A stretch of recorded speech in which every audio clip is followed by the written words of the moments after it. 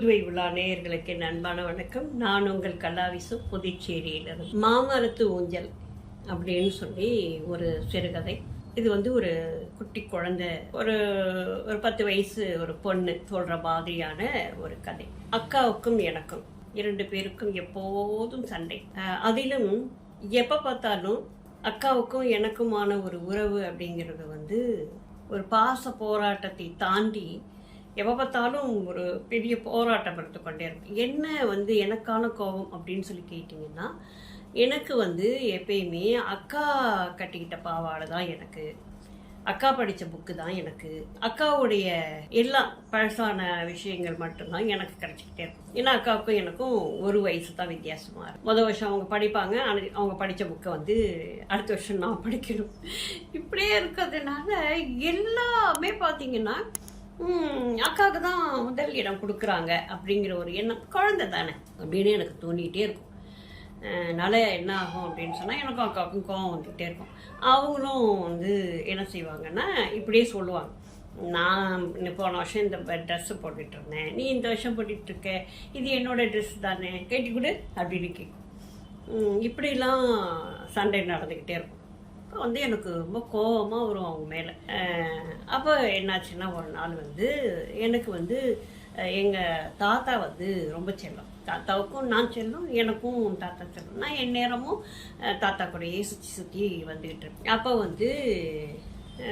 வயலுக்கெல்லாம் போகும்போது என்னை கூட கூட்டிகிட்டு போவாங்க. இப்போ ஒரு வயலுக்கு போகும்போது ஒரு முறை பார்க்க மரம் இருக்கும். அந்த மரத்தில் ஒரு பையன் நீட்டாக ஒரு கயிறு கட்டி, டயர் இருக்கு இல்லைங்களா, அந்த டயரை கட்டி ஊஞ்சல் ஆடிட்டு இருந்தான். அது ரொம்பவே பார்க்கறதுக்கு ரொம்ப அழகாது.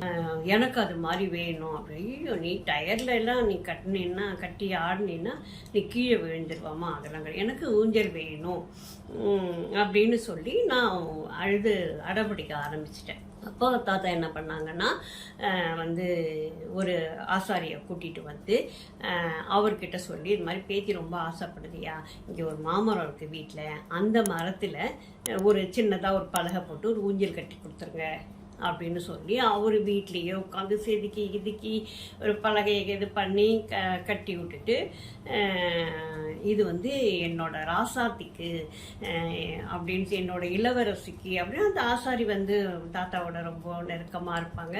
வீட்டில் எந்த மர வேலை செய்யணுன்னாலும் அவங்க தான் வருவாங்க. என்னை குட்டி குழந்தையிலேருந்து பார்த்ததுனால அவங்களுக்கு ரொம்ப என்னை பிடிக்கும். இளவரசி இளவரசி அப்படின்னு நான் கூப்பிடுவார். அதனால என்னோட இளவரசிக்கு இது என்னோட கிஃப்ட் அப்படின்னு சொல்லி அவர் காசு கூட வாங்கலை. தாத்தாவை எவ்வளோ சொல்லி பார்க்குறாங்க, வேலை செஞ்சதுக்கு காசு வாங்கிக்கியா அப்படின்னு சொல்லி. இல்லை என்னோட இளவரசிக்கு நான் செஞ்சு கொடுத்தேன், நான் காசு வாங்க மாட்டேன் அப்படின்னு சொல்லிட்டு அவர் காசு வாங்க போயிடுறாரு. அதனால என்ன ஆயிடுதுன்னா, அக்காவுக்கு இல்லாமல் எனக்கு கொடுத்த முதல் பொருள், எனக்கு கிடைச்ச முதல் பொருள் அப்படிங்கிறதுனால எனக்கு அது மேலே எனக்கு உரிமை ஜாஸ்தி ஆயிடுச்சு. இது என்னோடது, இதில் அக்கா உட்காரவே கூடாது அப்படின்னு சொல்லிட்டு. ஆனால் அது பலகை 2 பேர் உட்காந்து ஆடுற மாதிரி தான் செஞ்சு கொடுத்துட்டு போயிருப்பார். நான் வீட்டில் இல்லாதப்போ ஆடினாதான் உண்டு, எங்கள் அக்கா ஆடிச்சுனா தான் உண்டு. போனா போகுது அப்படின்னு சொல்லிட்டு அவங்க விளையாண்டா நாங்கள் கேட்க முடியாது. ஆனால் நான் இருக்கும்போது அவங்க அந்த ஊஞ்சலில் ஏறவே முடியாது.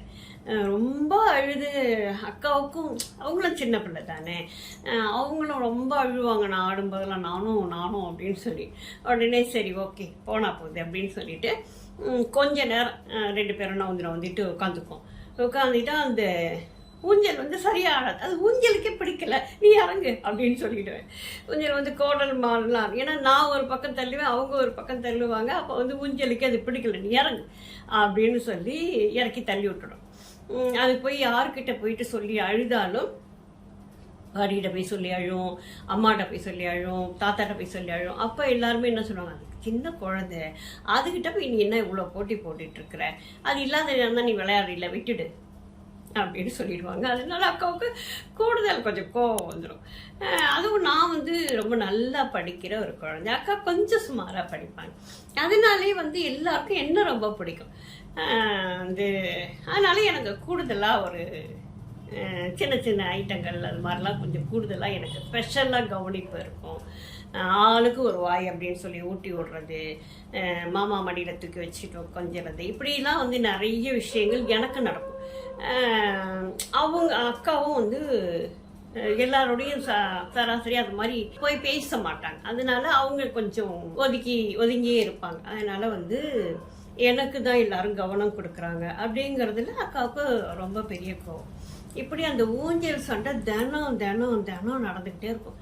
ஸ்கூலை விட்டு வந்தால் புக்கு எங்கே பறக்குது, செருப்பு எங்கே பறக்குதுன்னு தெரியாது, நேராக ஊஞ்சல் தான். ஸோ அந்த மாதிரி ஊஞ்சலும் நானும் ரொம்ப நெருக்கமாயிட்டோம். இப்படிலாம் இருந்துக்கிட்டு இருந்துச்சு. அப்படியே கொஞ்சம் கொஞ்சம் நாள் வளர்ந்து என்ன வளர்ந்து பெரிய பிள்ளையானாலும் சரி, இதுவானாலும் சரி, அந்த ஊஞ்சல் அப்படிங்கிறத வந்து ஊஞ்சலுக்கும் எனக்குமான அந்த நெருக்கம் விடவே இல்லை, போயிட்டு இருந்தது. அக்காவுக்கு வந்து கல்யாணம் ஆகிட்டு, கல்யாணத்தில் எல்லாம் ஜாலியாக இருக்கிறோம், எல்லாமே நடக்குது. ஊருக்கு போகணும், அக்கா கிளம்புறாங்க. அப்போ வந்து நான் வந்து ஏன் அக்கா எங்கே போகிறாங்க, எல்லாத்தையும் ஏன் எடுத்து வைக்கிறாங்க அப்படின்னு சொல்லிட்டு அம்மா கிட்ட கேட்குறேன். அப்போ வந்து அம்மா சொல்கிறாங்க, இல்லை அவங்க ஊருக்கு போகிறாங்க, மாமா வீட்டில் தான் இருக்கணும், இனிமேல் இங்கே இருக்க மாட்டாங்க அப்படின்னு சொல்லதும் அப்படியே கவலையாக அப்படியே பார்த்துக்கிட்டே இருக்கிறேன். அக்கா கிளம்பிட்டு அக்காவும் அழுதுட்டுருக்காங்க. இப்படி இருக்கும்போது கிளம்பி வாசலுக்கு போகிறாங்க.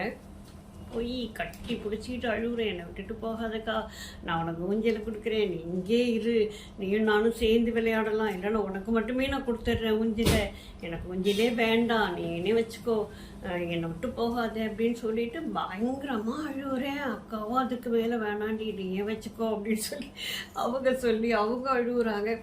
இப்படி ஒரு போராட்டங்கள் நடக்குது. எல்லாம் அப்படியே எங்களை ஆச்சரியமாக பார்க்குறாங்க. என்னடா இந்த ஊஞ்சலுக்கு இவ்வளோ சண்டை நடந்தது, இன்றைக்கி என்னன்னா இது நான் உனக்கு தரேங்குது, அது நீயே வச்சுக்கோன்னு அது சொல்லுது அப்படின்னு சொல்லிட்டு உடனே எங்கள் தாத்தா வந்து சொல்கிறாங்க, இந்த மாதிரி நீ இந்த மாதிரி ரொம்ப அழுதுகிட்டே இருந்தீங்கன்னா உன்னையும் சேர்த்து பேக் பண்ணி நான் அவங்க வீட்டுக்கு அனுப்பிடுவேன் அப்படின்னு கப்சிப்புன்னு அப்படியே அமைதியாகி அப்படியே பார்த்துட்டு நிற்கிறேன். சொன்னோடனே உடனே வந்து தாத்தா வந்து அந்த ஊஞ்சல் அக்கா வீட்டுக்கு கொடுத்து அனுப்பிடுவோமா அப்படின்னு சொல்லி கேட்டோன்னே, சரி கொடுங்க அக்கா விளையாடட்டும், வந்து அக்காவோட எடுத்துகிட்டு போட்டோம் அப்படின்னு சொல்லி அந்த ஊஞ்சலை அக்கா வீட்டுக்கு கொடுத்து அனுப்பியாச்சு. இது வந்து ஒரு மிக சாதாரண ஒரு நிகழ்ச்சி மாதிரி எல்லாருக்குமே தெரியும். ஆனால் இதில் எவ்வளவு பெரிய ஒரு அன்பு இருக்குது பாருங்கள். கூடவே இருக்கும்போது சண்டை சச்சரவு அப்படிங்கிற மாதிரியே போய்கிட்டு இருக்கும். ஆனால் நம்மளை விட்டு பிரிய போகிறாங்க அப்படிங்கிற ஒரு உணர்வு வந்தோடனே எல்லாத்தையும் விட்டு கொடுக்கக்கூடிய ஒரு மனப்பான்மை வந்துடும். இதுதாங்க சகோதர உறவு அப்படிங்கிறது. இதுதான் காலம் எவ்வளவு காலம் கடந்தாலும் அந்த அன்பு வந்து மாறாமல் இருக்கும் அப்படிங்கிறது தான் வந்து இதற்கான ஒரு விஷயம் அப்படின்னு நான் நினைக்கிறேன். ஏன்னு சொன்னால் வேறு எல்லா உறவுகளையும் நம்ம தேடி கண்டுபிடிச்சிக்க முடியும். கணவனாகட்டும் அல்லது வந்து நட்புகளாகட்டும், எல்லாமே இது வந்து தானாக அமைகிற ஒரு விஷயம். ஒரு தாய் அப்படிங்கும்போது அவங்களுக்கு பிறக்கிற அந்த குழந்தைகள் அப்படிங்கிறதெல்லாம் வந்து கடவுள் கொடுத்த வரம். இவங்க தான் உனக்கு அக்கா, இவங்க தான் உனக்கு தங்கை, இவங்க தான் உனக்கு தம்பி அப்படின்னு அந்த உறவுகளை கொண்டு வந்து ஒரு இடத்துல கடவுள் வந்து நமக்கு கொடுக்குது. அல்லது கடவுள் நம்பாதவங்க இயற்கை அப்படின்னு கூட நம்ம நினைக்கலாம்.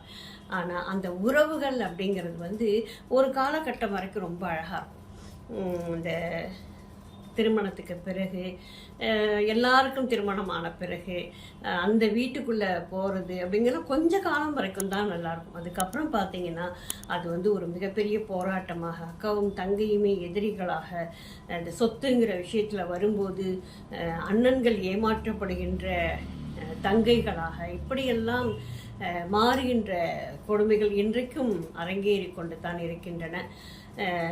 இதெல்லாம் வந்து மாறணும். என்னென்னா ஒரு அந்த பாசம் போராட்டம் அல்லது வந்து ஒரு உறவு கூட்டம் அப்படிங்கிறது வந்து தேடி தேடி நம்மளால் கண்டுபிடிக்க முடியாது, தானாக அமைகிற ஒரு விஷயம். அதை வந்து இந்த சொத்துகளுக்காகவோ பணத்துக்காகவோ நகைகளுக்காகவோ விட்டு கொடுக்கறதுங்கிறது மிகப்பெரிய கொடுமைங்க. ரொம்ப நன்றி, வணக்கம்.